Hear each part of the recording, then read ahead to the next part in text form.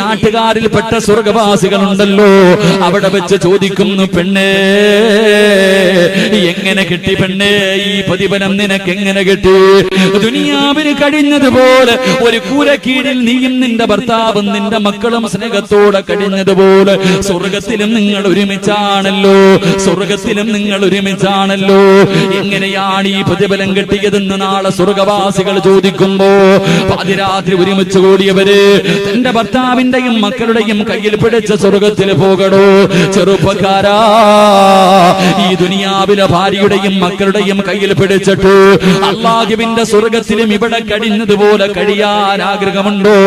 അല്ലാഹുവിന്റെ ഖുർആൻ പറയുകയാ, അല്ലാഹുവിന്റെ ഖുർആൻ പറയുകയാ, ആരുടെയെങ്കിലും കുടുംബജീവിതത്തില് 4 കാര്യങ്ങളുണ്ടോ? അവനും അവന്റെ ഭാര്യയും മക്കളും സ്വർഗത്തിലും ഒരുമിച്ചാണെന്ന് അഷ്റഫുൽ ഖൽഖ് നബി മുഹമ്മദ് മുസ്തഫ. ഒന്നാമത്തെ കാര്യം അല്ലാഹുവിന്റെ റസൂൽ സല്ലല്ലാഹു അലൈഹി വസല്ലമ തങ്ങൾ പറഞ്ഞു തരികയാ, പാതിരാത്രി ഒരുമിച്ച് കൂടി എന്റെ പ്രിയമുള്ള സഹോദരിമാരോട്, പൊന്നുമോളെ, മരിക്കുന്ന സമയത്ത് ഭർത്താവിന്റെ പൊരുത്തത്തോടു കൂടി മരിച്ചിട്ട് നാളെ പടച്ചവന്റെ സ്വർഗത്തിൽ നിന്റെ ദുനിയാവിലെ ഭർത്താവിന്റെ കയ്യിൽ പിടിച്ചു, മക്കളുടെ കയ്യിൽ പിടിച്ചു, ഈ ദുനിയാവിൽ കഴിഞ്ഞതിനേക്കാളും സന്തോഷത്തോടെ റബ്ബിന്റെ സ്വർഗത്തിൽ കടന്നു സുഖിക്കാൻ ആഗ്രഹമുണ്ടോ? അല്ലാഹുവിന്റെ ഖുർആൻ പറഞ്ഞു തരുന്നത് 4 കാര്യങ്ങളോ. ഒന്ന് സൂക്ഷിക്കാൻ കഴിയുമോ? നിന്റെ കുടുംബ ജീവിതത്തിൽ നിനക്കൊന്ന് അനുസരിക്കാൻ കഴിയുമോ? അല്ലാഹുവിന്റെ ഖുർആൻ പറയുന്ന ഒന്നാമത്തെ കാര്യം എന്തെന്നറിയുമോ? അല്ലാഹുവിന്റെ ഖുർആൻ ഒന്നാമതായി പറഞ്ഞു തരികയാണ്, വമിൻ ആയാതിഹി അൻ ഖലഖ ലകും മിൻ അൻഫുസികും അസ്വാജാ ലിതസ്കുനൂ ഇലൈഹാ. അല്ലാഹുവിന്റെ പരിശുദ്ധമായ ഖുർആൻ പറഞ്ഞു തരുന്ന ഒന്നാമത്തെ കാര്യമാണ് നമ്മുടെ കുടുംബ ജീവിതത്തിൽ വേണ്ട, നാളെ സ്വർഗത്തിൽ ഒരുമിച്ച് കൂടുന്ന കുടുംബത്തിൽ ഉണ്ടാകേണ്ട ഒന്നാമത്തെ കാര്യം എന്തെന്നറിയുമോ? വമിൻ ആയാതിഹി അൻ ഖലഖ ലകും മിൻ അൻഫുസികും അസ്വാജാ ലിതസ്കുനൂ ഇലൈഹാ. ഈ ദുനിയാവിന്റെ തൊലിക്ക് മുകളിൽ 30, 40, 50 വർഷക്കാലം വിവാഹം കഴിഞ്ഞിട്ട് ജീവിക്കുന്ന കാലയളവില്, വിവാഹം കഴിഞ്ഞിട്ട് ജീവിക്കുന്ന ആ തുച്ഛമായ കാലമുണ്ടല്ലോ, പരസ്പരം ഒന്ന് മനസ്സിലാക്കി സ്നേഹിക്കാൻ കഴിയുമോ? ആത്മാർത്ഥമായിട്ട് ഭർത്താവിനെ വന്ന് സ്നേഹിക്കാൻ കഴിയുമോ? ആത്മാർത്ഥമായിട്ട് നിന്റെ ഭാര്യയൊന്ന് സ്നേഹിക്കാൻ കഴിയുമോ? എന്റെ പ്രിയമുള്ള സഹോദരങ്ങളെ, സ്നേഹമില്ലാത്ത കാലമാണല്ലോ. സ്നേഹം തേടിയിട്ട് ആണുങ്ങളും പെണ്ണുങ്ങളും എന്റെ പ്രിയമുള്ളവരെ ഓടി നടക്കുന്ന ഒരു കാലത്താണല്ലോ നമ്മൾ ജീവിക്കുന്നത്. പരസ്പരം ആത്മാർത്ഥമായൊന്ന് സ്നേഹിക്കു പെണ്ണ്. ഒരു ഭർത്താവിന്റെ മനസ്സ് വേദനിച്ചാൽ, ഒരു ഭാര്യയുടെ മനസ്സ് വേദനിച്ചാൽ ഓടിച്ചെന്ന് പറയുന്നത് വാപ്പയുടെ മുന്നിലല്ല, ഉമ്മയുടെ മുന്നിലല്ല, മക്കളുടെ മുന്നിലല്ല, കൂടപ്പറപ്പിന്റെ മുന്നിലല്ല, കൂട്ടുകാരുടെ മുന്നിലല്ല. ഒരു ഭർത്താവിന്റെ മനസ്സ് വേദനിച്ചാൽ ആദ്യം പറയേണ്ടത് ഭാര്യയോടാണ്. ഒരു ഭാര്യയുടെ മനസ്സ് വേദനിച്ചാ ആദ്യം പറയേണ്ടത് ഭർത്താവിനോടാ. പൊന്നുമോള്, അല്ലാഹുവിന്റെ പ്രവാചകനുണ്ടല്ലോ, ലോകത്തിന്റെ നേതാവുണ്ടല്ലോ, പടച്ചവനെ 40ാമത്തെ വയസ്സിൽ അല്ലാഹുവിന്റെ പ്രവാചകനതാ ഗുഹയ്ക്കകത്തിരിക്കുമ്പോ അള്ളാന്റെ റസൂലിന്റെ മുന്നിലേക്ക് മുഖറബുൽ അംലാക്ക് മലക്ക് ജിബ്രീൽ അലൈഹിസ്സലാം ഇറങ്ങി വരികയാണ്. അല്ലാഹുവിന്റെ പരിശുദ്ധമായ ഖുർആനിന്റെ ഒന്നാമത്തെ ആയത്ത് ഓതി കൊടുക്കുകയാ, ഇഖ്റാ ബിസ്മി റബ്ബിക്കല്ലദീ ഖലഖ് ഖലഖൽ ഇൻസാന മിൻ അലഖ്. അല്ലാഹുവിന്റെ റസൂലിനോട് പരിശുദ്ധമായ ഖുർആനിന്റെ ഒന്നാമത്തെ സൂക്തം ഓതി കൊടുക്കുമ്പോ പ്രവാചകനോട് ഓതാൻ പറയുമ്പോൾ പേടിച്ചുകൊണ്ട് പറയുന്നു, എനിക്കോതാനറിയില്ല, എനിക്കോതാനറിയില്ല. അല്ലാഹുവിന്റെ പ്രവാചകനെ ജിബ്രീൽ കെട്ടിപ്പിടിക്കുകയാ. അല്ലാഹുവിന്റെ റസൂലിന്റെ ശരീരം വേദനിക്കുകയാണ്. പേടിച്ച് വിറച്ചുകൊണ്ട് അല്ലാഹുവിന്റെ പ്രവാചകന് ഖുർആൻ ഓതുകയാ. എന്നിട്ട് ആ പർവ്വതത്തിന്റെ മുകൾ തട്ടിൽ നിന്ന് അല്ലാഹുവിന്റെ റസൂല് കരഞ്ഞുകൊണ്ട് പേടിച്ചുകൊണ്ട് ഇറങ്ങി വരികയാണ്. ഓടിച്ചെന്നത് എവിടെയെന്നറിയുമോ? ഓടിച്ചെന്നത് എവിടെയെന്നറിയുമോ? തന്റെ പ്രിയപ്പെട്ട ഭാര്യ ഭാര്യയായ ഖദീജ ബീബി റളിയല്ലാഹു തആല അൻഹയുടെ മുന്നിലേക്ക് അല്ലാഹുവിന്റെ റസൂൽ കടന്നു ചെന്നിട്ട് തന്റെ പ്രിയപ്പെട്ട ഭാര്യയുടെ മടിയിൽ കിടന്നിട്ട് അല്ലാഹുവിന്റെ റസൂൽ പറയുന്നു, സമ്മിലൂനി യാ ഖദീജ, എന്നെ ഒന്ന് പുതപ്പിക്ക് ഖദീജ, എന്നെ ഒന്ന് പുതപ്പിക്ക് ഖദീജ. അല്ലാഹുവിന്റെ റസൂൽ കരഞ്ഞു വിളിച്ച് പേടിച്ച് തന്റെ പ്രിയപ്പെട്ട ഭാര്യയുടെ മടിത്തട്ടിൽ കിടക്കുമ്പോൾ ആ സ്നേഹനിധിയായ ഭാര്യ ചെയ്തതെന്തെന്നറിയുമോ?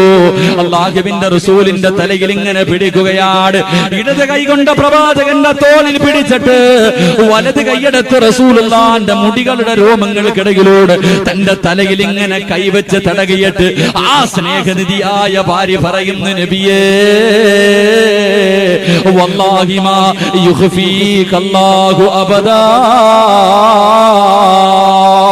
ഒരേ ഒരു വാക്കാ പറഞ്ഞത്, ഒരേ ഒരു വാക്കാ പറഞ്ഞത്, പേടിക്കണ്ട നബിയേ, പേടിക്കണ്ട നബിയേ, അല്ല നിങ്ങളെ കൈവിടൂല നബിയേ, അല്ലാഹു നിങ്ങളെ കൈവിടൂല നബിയേ.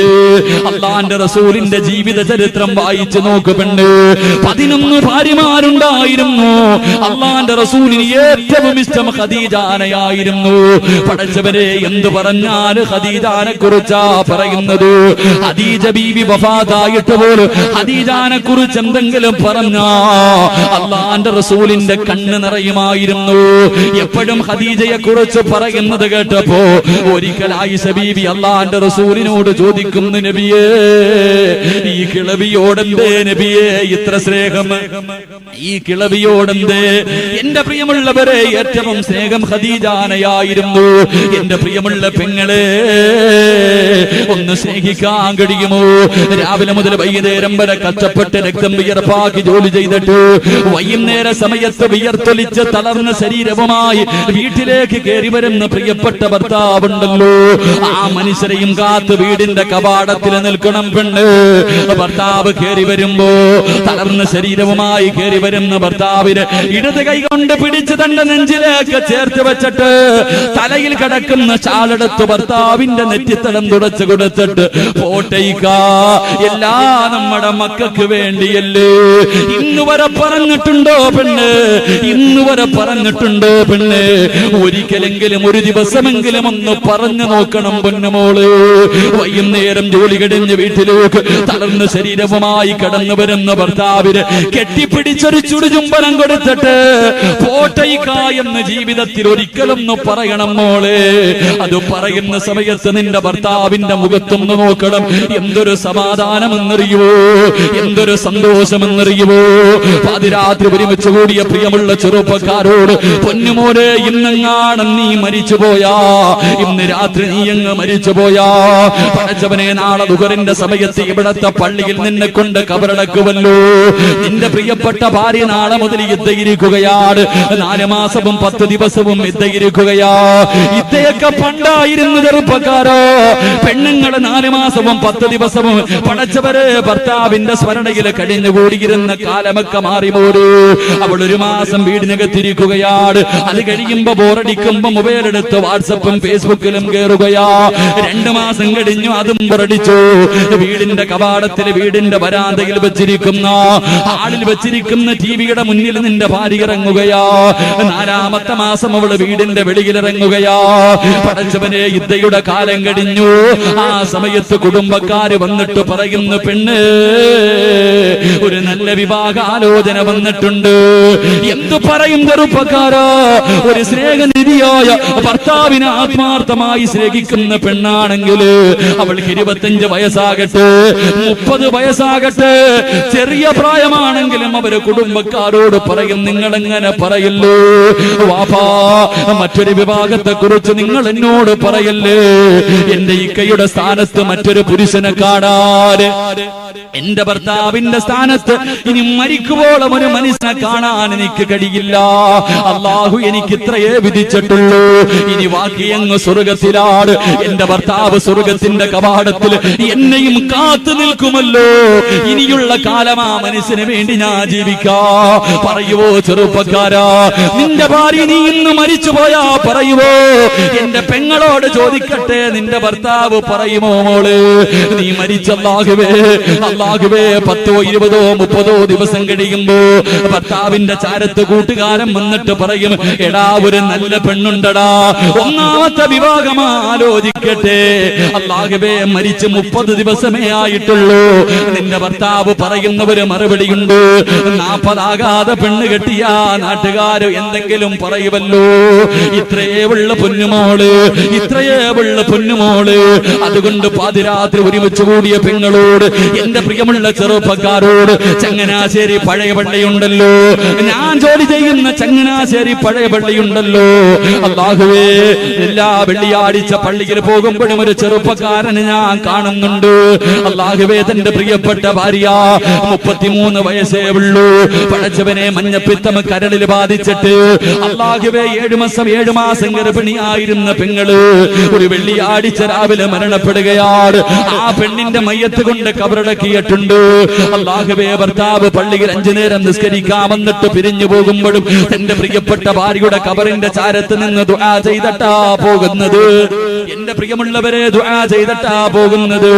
ഈ കഴിഞ്ഞ റമദാനിലുണ്ടല്ലോ അല്ലാഹുവേ പടച്ചവരെ, എല്ലാവരും പള്ളിക്കകത്തും പള്ളിയുടെ മുന്നിൽ നിന്ന് നോമ്പ് തുറക്കുമ്പോൾ ഈ മനുഷ്യൻ നോമ്പ് തുറക്കുന്നത് ഭാര്യയുടെ കബറിന്റെ ചാരത്തിരുന്ന 27-ാം രാവിൽ നിന്ന് പാതിരാത്രി 3 മണി കഴിഞ്ഞു. അല്ലാഹുവേ പള്ളിക്കാട്ടിലൊരു തൊപ്പി കാണുകയാ, പള്ളിക്കാട്ടിലൊരു വെള്ളത്തൊപ്പി കണ്ടു. റൂമിന്റെ കവാടത്തിൽ നിന്ന് ഞാൻ നോക്കുമ്പോ ഈ ചെറുപ്പക്കാരൻ തന്റെ ഭാര്യയുടെ കബറിന്റെ ചാരത്തിരുന്ന് ദുആ ചെയ്യുകയാ. എന്റെ പ്രിയമുള്ളവരെ, 3 വയസ്സുള്ളവര് പൊന്നുമോനുണ്ട്, 3 വയസ്സുള്ളവര് പൊന്നുമോനുണ്ട്. അല്ലാഹുവേ ഉമ്മയുടെ മീസാങ്കല്ലിന്റെ ചാരത്ത് ചെന്നിട്ട് ആ പൊന്നുമകൻ ഉമ്മയോട് സംസാരിക്കുകയോ, ജീവിച്ചിരിക്കുന്ന ഉമ്മയോട് സംസാരിക്കുന്നത് പോലെ, വാപ്പയാ എന്നെ കുളിപ്പിച്ചത്, എനിക്ക് വാപ്പ ഇന്ന് പുതിയ ഉടുപ്പ് വാങ്ങി തന്നു. അല്ലാഹുവേ ആ പൊന്നുമകൻ ഉമ്മയുടെ കബറിന്റെ ചാരത്തിരുന്ന് പറയുകയാണ്. അതാ അവസാനം ഇറങ്ങി വരുമ്പോ ആ മനുഷ്യനോട് ഞാൻ ചോദിച്ചു, നീ ഒരു വിവാഹം കഴിച്ചുകൂടെ? ഒരു 40 വയസ്സിന്റെ താഴെയാട് പ്രായം. അല്ലാഹുവേ 3 വയസ്സുള്ള ഒരു പൊന്നുമോനുണ്ടല്ലോ, നിങ്ങൾക്കൊരു വിവാഹം കഴിച്ചുകൂടെ എന്ന് ചോദിക്കുമ്പോ അവിടെന്ന് പറയുന്ന, ഉസ്താദ് എന്റെ ഭാര്യ മരിച്ചെന്ന് പറയല്ലേ ഉസ്താദ്. എല്ലാ പാതിരാത്രിയും എന്റെ പ്രിയപ്പെട്ടവളെ ഞാൻ സ്വപ്നം കാണുന്നുണ്ട്. നിങ്ങൾ ജീവിക്കുകയാ ഉസ്താദ്, നിങ്ങൾ ജീവിക്കുകയാ ഉസ്താദ്. ഇനി മരിക്കുവോളം എന്റെ ഭാര്യയുടെ സ്ഥാനത്ത് മറ്റൊരു പെണ്ണിനെ കാണാ കഴിയില്ല. അതാണ് പെങ്ങള് യഥാർത്ഥ സ്നേഹമെന്ന് പറഞ്ഞാലതാ. പക്ഷേ ഒരിക്കലും നിന്റെ ഭർത്താവ് അങ്ങനെ പറയൂല, ഒരിക്കലും നിന്റെ ഭർത്താവ് അങ്ങനെ പറയൂല. കാരണം നിന്റെ ഭർത്താവിന്റെ മുഖത്ത് നോക്കിയിട്ട് നീ പറയുന്ന വാക്കുകളുണ്ടല്ലോ, കുത്തുവാക്കുകളും പരിഹാസവും കളിയാക്കലുമല്ലോ. ചില പെണ്ണുങ്ങൾ ഭർത്താവിന്റെ മുഖത്ത് നോക്കിയിട്ട് പറയും, നിങ്ങൾ എന്റെ ജീവിതം തുലച്ചു, എന്റെ ജീവിതം തുലച്ചത് നിങ്ങളാണെന്ന് ഭർത്താവിന്റെ മുഖത്ത് നോക്കിയിട്ട് പറയുന്ന പെണ്ണ്. എങ്ങനെ കഴിയുന്നു പൊന്നുമോള്, എങ്ങനെ കഴിയുന്നു പൊന്നുമോള്?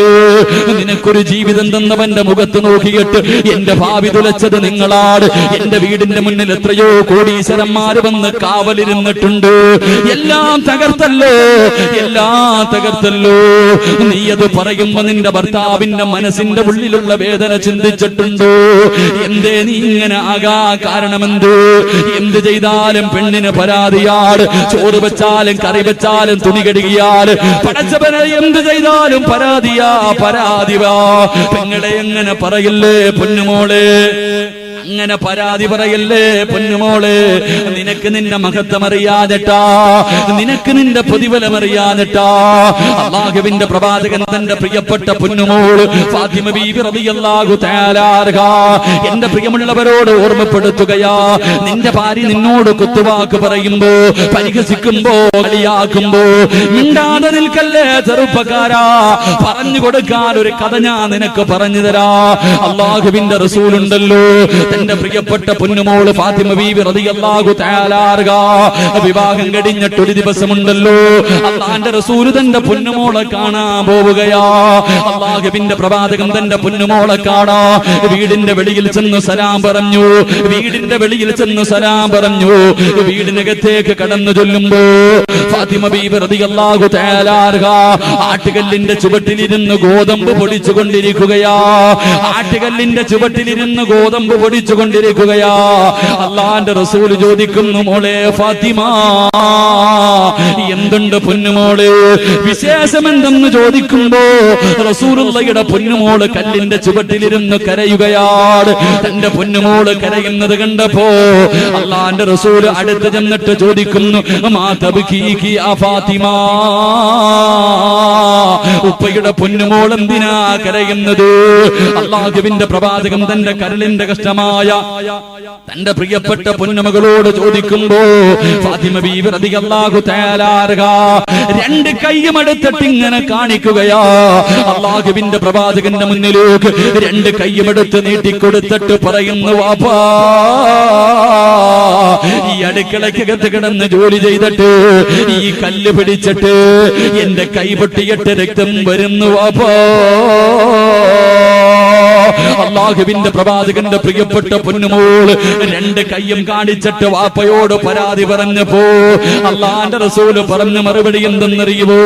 അല്ലാഹുവിന്റെ റസൂല് പറഞ്ഞ മറുപടി എന്തെന്നറിയുമോ? പാതിരാത്രി ഒരുമിച്ച് കൂടി എന്റെ പ്രിയമുള്ള പെങ്ങള് പഠിക്കടേ പൊന്നുമോള്, ഒരു ചെവിയിലൂടെ കേട്ടിട്ട് മറു ചെവിയിലൂടെ കളയല്ലോ. ഭർത്താവിന്റെ വീട്ടിൽ കിടന്ന് തമ്മിലടിയുണ്ടാക്കി വാശി കാണിച്ചിട്ട് വീട്ടിൽ വന്ന് നിൽക്കുന്ന പ്രിയപ്പെട്ട പങ്കള് അടുത്തു പിടിച്ചിരുത്തിട്ട് പറഞ്ഞു കൊടുത്തിട്ട് തിരിച്ച് പറഞ്ഞു വിടണം പൊന്നുമോള്. അല്ലാഹുവിന്റെ റസൂൽ എന്തേ പറഞ്ഞതെന്നറിയുമോ? തന്റെ പ്രിയപ്പെട്ട പൊന്നുമോള് ഫാത്തിമ ബീവി റളിയല്ലാഹു തആല അൻഹ അടുത്ത് വിളിച്ചിട്ട് അല്ലാഹുവിന്റെ റസൂൽ പറയുന്നു, ഫാത്തിമ മോളെ ഫാത്തിമ, അല്ലാഹുവേ ഭർത്താവിന് ഖിദ്മത്ത് ചെയ്താ കിട്ടുന്ന പ്രതിഫലം പറയുമോ? ഭർത്താവിന് ഖിദ്മത്ത് ചെയ്താ കിട്ടുന്ന പ്രതിഫലം പറയുമോ? അല്ലാഹുവിന്റെ റസൂൽ പറയുന്നു, മോളെ നിന്റെ ഭർത്താവുണ്ടല്ലോ പാതിരാത്രി ഒരുമിച്ച് കൂടിയ പെങ്ങള് രാവിലെ മുതൽ വൈകുന്നേരം വരെ കഷ്ടപ്പെട്ട് ജോലി ചെയ്ത് വൈകുന്നേര സമയത്ത് ഒരു കിലോ അരിയും വാങ്ങിയിട്ട് നിന്റെ ഭർത്താവ് വീട്ടിലേക്ക് കയറി വരികയാ. നിന്റെ ഭർത്താവ് വീട്ടിലേക്ക് കയറി വരികയാണ്. കയ്യിൽ ഒരു കിലോ അരി കൊണ്ട് തന്നിട്ട് എനിക്കും എന്റെ മക്കൾക്കും ചോറ് വെച്ച് തരാൻ പറയുമ്പോ കളിയാക്കാതെ കുറ്റപ്പെടുത്താതെ കുത്തുവാക്ക് പറയാതെ ഇതെന്റെ കടമയാണെന്ന് കരുതിയിട്ട് ആ അരി